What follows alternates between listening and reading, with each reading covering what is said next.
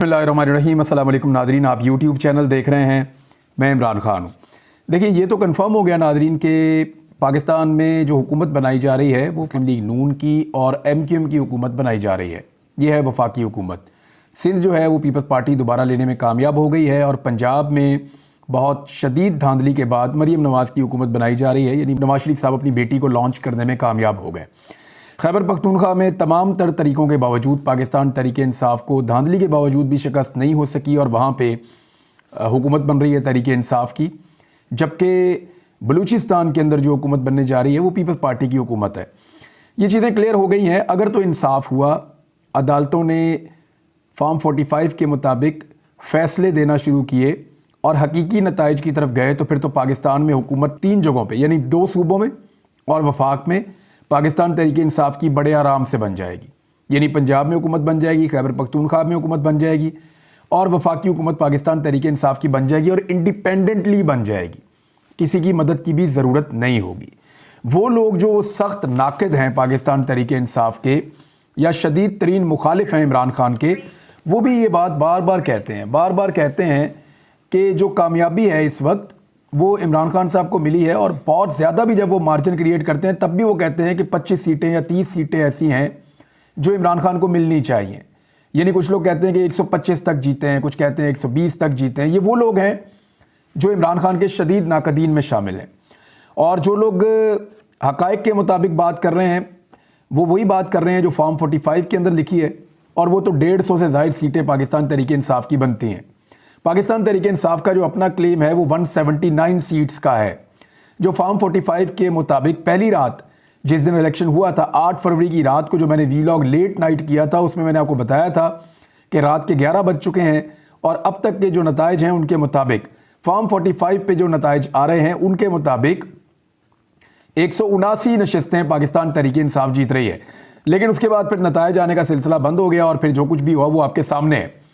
अगर 10-12 सीटों के ऊपर नीचे हुआ भी हो तो भी 150 से ज़ायद सीटें तो पाकिस्तान तहरीक-ए-इंसाफ डेफिनेटली जीत गई थी।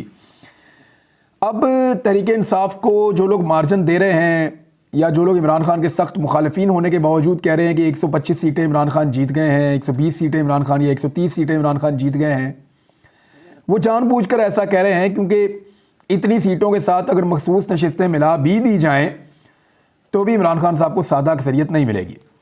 सादा अक्सरियत तभी मिलेगी जब इमरान खान साहब को धांधली से छीनी गई तमाम नशिस्तें वापस मिल जाएं। वो तो ऐसा होता हुआ फ़िलहाल दिखाई नहीं दे रहा। अब हम बात कर लेते हैं कि जो हुकूमत आ रही है ये कौन लोग हैं और इन्होंने पाकिस्तान के अंदर कितनी मरतबा हुकूमतें की हैं। एक तो जी मुस्लिम लीग नून है, दूसरी पीपल्स पार्टी है और एक MQM है। MQM ने पाकिस्तान में हमेशा हुकूमत की है। ये पाकिस्तान तहरीक-ए-इंसाफ का भी हिस्सा रहे हैं हुकूमत का, ये नून लीग की हुकूमतों का हिस्सा रहे हैं, ये पीपल्स पार्टी की हुकूमतों का हिस्सा रहे हैं। तो MQM तो हमेशा हुकूमत पे रही है। मुस्लिम लीग नून के 5 वज़ीर आज़म रह चुके हैं पाकिस्तान में। पंजाब की वज़ारत आला जो है वो हमेशा से इनके पास रही है, सवाए इमरान खान साहब के दौरे हुकूमत के 3-3.5 साल छोड़कर। हमेशा से ये पंजाब के ऊपर विराजमान रहे हैं। एक तो मुस्लिम लीग नून 5 मरतबा वज़ीर आज़म और पंजाब पे हमेशा से कंट्रोल। दूसरी पाकिस्तान पीपल्स पार्टी 4 वज़ीर आज़म इनके बन चुके हैं और सिंध के ऊपर मुकम्मल कंट्रोल इनके पास है बड़े लंबे अरसे से। तीसरा जो था वो डिक्टेटर्स थे। यानी अगर आप देखें तो लास्ट आपके डिक्टेटर गए हैं परवेज़ मुशर्रफ, उनसे पहले जो एक डिक्टेटर था वो जनरल ज़िया-उल हक और फिर पीछे 2 डिक्टेटर्स और थे। तो इस तरह अगर आप पाकिस्तान का जो टाइम ड्यूरेशन है उसको तकसीम करें तो ये 2 पॉलिटिकल पार्टीज़ और एक डिक्टेटर्स, इनके दरमियान में पिछले 50 साल जो है वो पाकिस्तान के ज़्यादातर तकसीम हो जाते हैं। पिछले जो 50-55 साल हैं उनके अंदर यही 3 लोगों ने हुकूमत की, या नून लीग ने की या पीपल्स पार्टी ने की या डिक्टेटर्स ने की। अब आ जाए पाकिस्तान तहरीक-ए-इंसाफ। पाकिस्तान तहरीक-ए-इंसाफ ने जो हुकूमत की है वो लगभग 3.5 साल की है और इसमें से 1.5-2 साल जो हैं वो कोरोना वायरस खा गया। लेकिन इसके बावजूद जो 2 साल हैं वहाँ लगातार तरक्की की शरह पाकिस्तान 6% के करीब करता रहा, जो पाकिस्तान का एक रिकॉर्ड है। यानी जो माशी अदाद-ओ-शुमार हैं वो आलमी इदारों और सरकारी अदाद-ओ-शुमार के मुताबिक इमरान खान के दौरे हुकूमत में बाकी अदवार से बहुत बेहतर रहे। और अब तो जो PDM के साथ लोग मौजूद थे या अब भी उनके साथ मौजूद हैं वो भी इस बात को एडमिट कर रहे हैं, तस्लीम कर रहे हैं कि इमरान खान के दौरे हुकूमत में ना तो मुल्क डिफ़ॉल्ट हो रहा था और ना ही मईशत तबाह हो रही थी, बल्कि उसके बाद जो अदम इस्तेहकाम पैदा हुआ इमरान खान की हुकूमत ख़त्म होने के बाद, उसके नतीजे में मुल्क जो है उसकी मईशत गिरावट का शिकार हुई और उसका इम्पैक्ट आम आदमी के ऊपर ये पड़ा कि बहुत बड़े पैमाने पर महंगाई ने अवाम की कमर तोड़ दी। आज नाज़रीन, पाकिस्तान जहाँ भी खड़ा है उसके लिए आपको अपने आप से एक सवाल पूछना है कि क्या उसके लिए ये पिछली जो हुकूमत पाकिस्तान तहरीक इंसाफ की गुजरी है 3.5 साल की, जिसमें कोरोना वायरस भी था और मईशत की सूरत हाल आप खुद जानते हैं कैसी थी, क्या ये 3.5 साल जिम्मेदार हैं पाकिस्तान के इस हालत में पहुंचने के लिए, या वो लोग जो पिछले 50-60 साल से इस मुल्क के हुक्मरान चले आ रहे हैं? इसमें 2 बड़ी सियासी जमातें और एक डिक्टेटर्स का मैंने आपको बता दिया है। अब इस वक्त जिन मसाइल का सामना करना पड़ेगा आने वाले हुक्मरानों को, ज़रा उन मसाइल को हम देख लेते हैं कि वो कौन से मसाइल हैं जिनका इन्हें सामना करना पड़ेगा। यानी पीडीएम की हुकूमत है, एक तरह से ये पहले भी आ चुकी है, ये बाजू आजमाए हुए हैं, इन्होंने पाकिस्तान में किस तरह की हुक्मरानी की है वो भी हमारे सामने है। वही शहबाज शरीफ हैं, वही बिलावल हैं, वही MQM है और वही सारा रंग होगा, उसी तरह वज़ीर बनेंगे, उसी तरह जो है वो बंदरबांट होगी और उसी अंदाज में ये मुल्क चलाएंगे। फ़र्क ये होगा कि पंजाब को पहले शहबाज शरीफ के बेटे चला रहे थे, अब नवाज शरीफ की बेटी चलाएंगी। जो बड़े बड़े इनके लिए चैलेंजेस हैं आने वाली हुकूमत के लिए, उनका मैं तस्करा करता हूं, फिर उनमें से एक के ऊपर आज हम बात करेंगे और बाकियों के ऊपर हम आने वाले वक्त में बात करते रहेंगे। एक तो ये है कि इस हुकूमत की इखलाकी हैसियत क्या होगी। यानी ये इलेक्शन हारे हुए हैं, अवाम ने इनको वोट नहीं डाला, वोट किसी और को डाला, हुकूमत किसी और की बन गई है, तो इखलाकी जवाज़ हुकूमत करने का क्या है, ये प्रॉब्लम इनको रहेगा जब तक ये इक़्तिदार में रहेंगे। दूसरा, कानूनी हैसियत, क्योंकि अदालत के अंदर ये सारे मामला गए हैं, अब कहीं ना कहीं तो इंसाफ होगा ना। ऐसा तो नहीं हो सकता कि तमाम जजेस जो हैं वो खामोशी इख्तियार कर लें। तो जहाँ जहाँ पर इंसाफ होगा वहाँ पे पाकिस्तान तहरीक इंसाफ को सीटें वापस मिलेंगी, ये एक बड़ा चैलेंज है जो रहेगा। सियासी इस्तेहकाम क्या ये पैदा कर पाएंगे? देखिए, सियासी इस्तेहकाम तब पैदा होता है जब लोग हुकूमत बनाए। जब हुकूमत लोगों की मंशा और मर्जी के खिलाफ बनी तो सियासी इस्तेहकाम कैसे पैदा होगा? ये आलमी इदारे भी बार बार कह रहे हैं कि मुल्क में सियासी इस्तेहकाम एक ख्वाब बन जाएगा मौजूदा इंतखाबात की सूरत हाल के बाद। जो बेचैनी अवाम के अंदर है, जो अवाम के अंदर अदम एतमाद है, क्या उसका खात्मा हो पाएगा? ये एक बहुत बड़ा चैलेंज है इस हुकूमत के लिए। लॉ एंड ऑर्डर, दहशतगर्दी के बढ़ते हुए वाक़यात और जिस किस्म की सूरत हाल पाकिस्तान में लॉ एंड ऑर्डर की है, क्या उसको ये निपटा पाएंगे, ठीक कर पाएंगे? एक बड़ा चैलेंज है और सूबाई हुकूमतों के लिए ज़्यादा बड़ा चैलेंज है। पाकिस्तान ने बहुत मुश्किल हालात देखे हैं और उनमें से पाकिस्तान निकला है और अभी फिर ये चैलेंज हमारे सर पर खड़ा है। ये एक बड़ा चैलेंज होगा। महंगाई और सब्सिडीज़ का मामला, पाकिस्तानियों को जो है वो सब्सिडीज़ की ज़रूरत है, गरीब आवाम को, कमज़ोर तबकात को, लेकिन IMF के प्रोग्राम्स इसकी इजाज़त नहीं देते और महंगाई जो है वो बढ़ती चली जा रही है। इस पर आप बात कर लेते हैं कि मईशत की बहाली कैसे हो सकती है पाकिस्तान के अंदर। पाकिस्तान की हुकूमत को जो सबसे बड़ा चैलेंज है वो मईशत की बहाली का है और इसमें जो सबसे बड़ा चैलेंज है वो ये है कि कर्ज़ों की अदायगी, यानी पाकिस्तान ने कर्ज़े वापस कैसे करने हैं, ये है सबसे बड़ा सवाल। पाकिस्तान ने इस वक्त जो कर्ज़े अदा करने हैं ना दुनिया के, और इंटरनल और एक्सटर्नल, यानी अंदरूनी कर्ज़े और बैरूनी कर्ज़े। कुछ कर्ज़े ऐसे होते हैं जो पाकिस्तान अंदरूनी बैंकों से लेता है, कुछ ऐसे होते हैं जो बैरूनी दुनिया से लेता है। तो वो जितने कर्ज़े लेके पाकिस्तान ने हुकूमत चलाई है या कारोबारी हुकूमत चलाया है, उन कर्ज़ों को वापस भी तो करना है ना। तो अब वापस करने से पहले आपको देखना पड़ेगा कि पाकिस्तान के ऊपर टोटल कितना कर्ज़ वाजिबुल अदा है।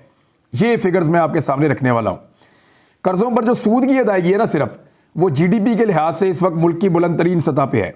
GDP कहते हैं नाज़रीन एक मुल्क पूरे साल में जो कुछ भी पैदा करता है, चाहे वो सर्विसेज हैं, चाहे वो प्रोडक्शन है, चाहे वो कोई चीज़ पैदा करता है, चाहे वो पैदावार है, खेत है, फसल है, जो कुछ भी वो पैदा करता है एक साल के अंदर, मुल्क जो टोटल इनकम होती है, जो कुछ भी वो प्रोड्यूस करता है उसको GDP कहते हैं।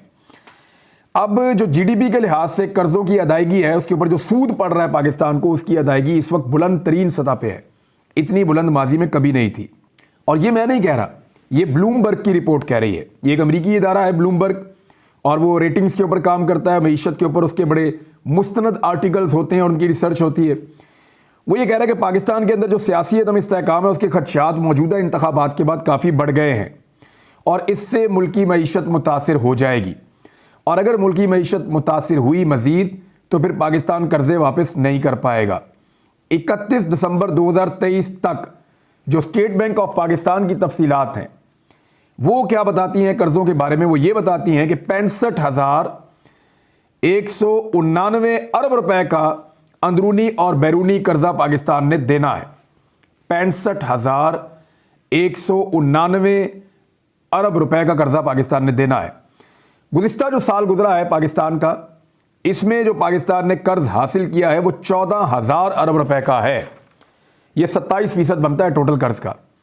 यानी एक साल के अंदर पाकिस्तान ने जो कर्ज हासिल किया वो 14,000 अरब रुपए है। ये 2023 की मैं आपको बात बता रहा हूं, ब्लूमबर्ग की रिपोर्ट है। पाकिस्तान का जो अंदरूनी कर्जा है, जो अंदरूनी बैंकों से हमने लिया हुआ है, पाकिस्तान की इंटरनली जो सिस्टम है उसमें से जो पैसा हमने निकाला हुआ है, अंदरूनी कर्जा 42,588 अरब रुपए है। 42,588 अरब रुपए है। और बैरूनी कर्जा 22,601 अरब रुपए है। अगर डॉलरों में आप इसको देखें तो पाकिस्तान के ऊपर जो टोटल कर्जा बनता है वो 131 अरब डॉलर्स बनता है।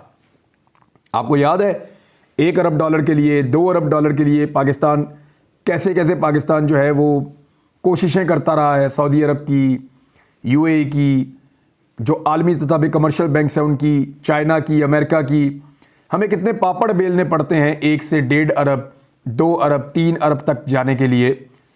इतना कर्जा हासिल करने के लिए हमें कितने पापड़ बेलने पड़ते हैं। तो टोटल कर्जा जो पाकिस्तान का पूरा हुजम है वो डॉलरों के अंदर 131 अरब डॉलर्स है। पाकिस्तान को 30 जून 2024 तक 10 अरब डॉलर का कर्जा वापस करना है। अब आप फर्ज कर लीजिए कि इसमें आधा पैसा रूल ओवर हो जाए, यानी आधा तो फिर भी आपको वापस करना पड़ेगा। तो 5 अरब डॉलर तो पाकिस्तान को डेफिनेटली वापस करना पड़ेगा जून 2024 के इख्तिताम तक, यानी जून के आखिर तक इस साल 5 अरब डॉलर कम से कम पाकिस्तान को वापस करना पड़ेगा, वरना पाकिस्तान को 10 अरब डॉलर वापस करने हैं। 5 अरब डॉलर का आप अंदाजा कर लीजिए अगर वो रोल ओवर हो जाए तो। अब आप आ जाए पाकिस्तान ये पैसा वापस कहां से करेगा। हमारे पास जो स्टेट बैंक के पास टोटल ज़खायर मौजूद है वो 8 अरब डॉलर्स के हैं। 8 अरब डॉलर्स के, ये कुछ भी नहीं है, कुछ भी नहीं है। आपको मैं डाटा निकाल के बताऊंगा कि इस वक्त बांग्लादेश कहां खड़ा है, इंडिया कहां खड़ा है, हमारे आसपास के जितने ममालिक हैं वो कहां खड़े हैं और पाकिस्तान कहां खड़ा है। 8 अरब डॉलर के टोटल हमारे पास ज़र मुबादला के ज़खायर हैं पाकिस्तान में। ये बहुत कम पैसा है। 5 अरब डॉलर अगर आप दे भी देंगे कर्जे की वापसी, फिर आप टैक्स कलेक्शन भी करते रहेंगे, तो दरामदार जो चीज़ें पाकिस्तान बाहर से मंगवाता है, पाकिस्तान का इन्हिसार दुनिया भर से चीज़ें मंगाने के ऊपर है, तो जो चीज़ें हम बाहर से मंगाते हैं उनका पैसा भी तो देना है, तो उसके लिए भी आपको अदायगियाँ करनी होंगी, वो पैसे भी आपको चाहिए।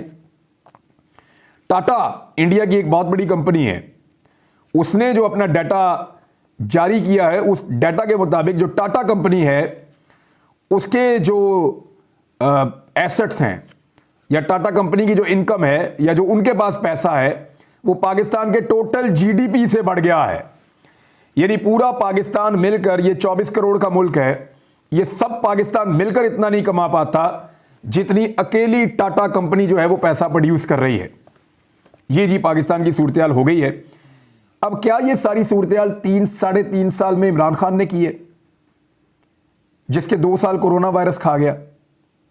देखें, अगर जिम्मेदार हैं तो वही लोग हैं ना जो यहां पे हुकूमतों में रहे, या तो वो डिक्टेटर्स हैं जो रहे हुकूमतों में, या फिर वो पॉलिटिकल पार्टीज हैं जो रही हुकूमतों में।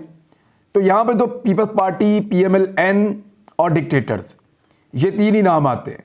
और एक चौथा नाम आता है एमक्यूएम का, जो हर हुकूमत का हिस्सा रहती है, यानी कुछ ना कुछ करके वो कुछ सीटें जीत कर हर हुकूमत के अंदर अपना हिस्सा बना लेती है।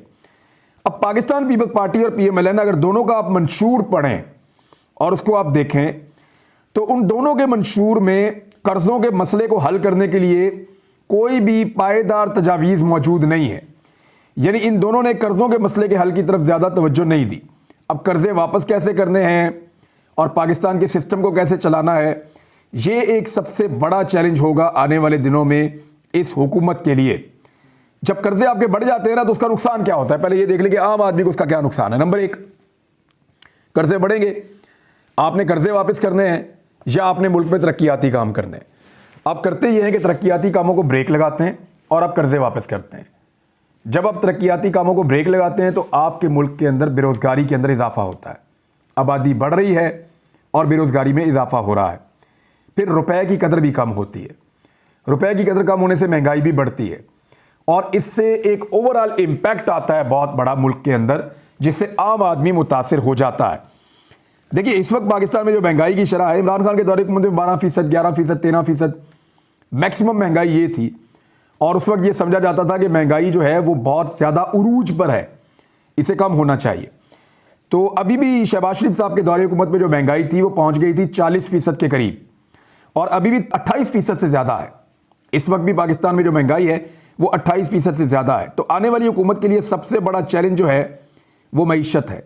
देखें इमरान खान की सीटें तो छीन ली गई, लेकिन वो अपोजिशन में एक बहुत ताकतवर पोजीशन के साथ आकर बैठने वाले हैं और इस हुकूमत के लिए बहुत बड़े बड़े मुश्किलात हैं।